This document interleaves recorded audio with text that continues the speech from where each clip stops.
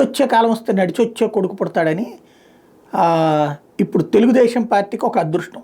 వాస్తవంగా క్రిందటిసారి తెలుగుదేశం పార్టీ ఓడిపోయినటువంటి సందర్భంలో మండలిలో బలం ఉంది. ఆ బలాన్ని కి భయపడినే వైఎస్ఆర్ కాంగ్రెస్ పార్టీ అసలు జగన్మోహన్ రెడ్డి మండలిని రద్దు చేయాలని కేంద్రానికి సిఫారసు చేశారు. కేంద్రం పట్టించుకోలేదు.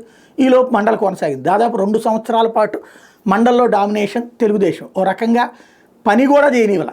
వైఎస్ఆర్ కాంగ్రెస్ పార్టీకి అమరావతి లాంటి బిల్లుల్ని మండలిలో ఆపారు, అట్లాగే మిగతా బిల్లులను ఆపారు. మండలి చైర్మన్తో సహా వాళ్ళకే కోఆపరేట్ చేశారు. అదే సమయంలో వాళ్ళదే కాబట్టి, తెలుగుదేశందే కాబట్టి. ఇప్పుడు పూర్తి బలం మండలిలో పెట్టుకుని వైఎస్ఆర్ కాంగ్రెస్ పార్టీ అట్లాంటి వ్యూహాలు అనుసరించడం చేత కావట్లేదు. ప్లాన్ చేయలేకపోతుంది, ఏ బిల్లుని ఆపలేకపోతుంది, ప్రణాళిక రచించలేకపోతుంది. పైగా ఇక్కడ ప్రతిపక్ష స్థానంలో కూర్చున్నట్టే మాట్లాడుకుంటోంది, కథ నడుస్తుంది. తాజాగా చూసుకుంటే మండలిలో కీలకమైనటువంటి బిల్లులకు సంబంధించి జరిగేటటువంటి చర్చలు ఒక ఎత్తు అయితే, తెలుగుదేశానికి ఇప్పుడు బలం పెరగబోతోంది. అక్కడ రాబోయే 2 ఏళ్లలో తెలుగుదేశం మళ్ళీ కూటమి స్ట్రాంగ్ అయిపోతుంది. ఇప్పుడు ఒక టీచరు, 2 గ్రాడ్యుయేట్ ఎమ్మెల్సీలు, ఈ 3 కూడా తెలుగుదేశమే గెలుచుకోవడానికి అవకాశం.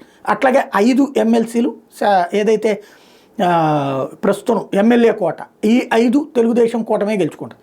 తెలుగుదేశం జనసేన కలిపి 8 సీట్లు 8 రాబోతున్నాయి. ఇప్పటికే దాదాపుగా మొన్న ముగ్గురు గ్రాడ్యుయేట్స్ వచ్చారు కాబట్టి అక్కడికి 11 అయిపోయింది. ఆల్రెడీ టీచర్లకు సంబంధించింది ఒకటి ఉంది కాబట్టి 12 అయిపోతుంది. అట్లాగే ఓవరాల్గా ఒక 5-6 దాకా వైఎస్ఆర్ కాంగ్రెస్ పార్టీ ఎమ్మెల్సీలే తెలుగుదేశం పార్టీకి రావడానికి కోసం అక్కడ రిజైన్ చేస్తే కూడా వీళ్ళు రిజిగ్నేషన్ ఆమోదించలేదు.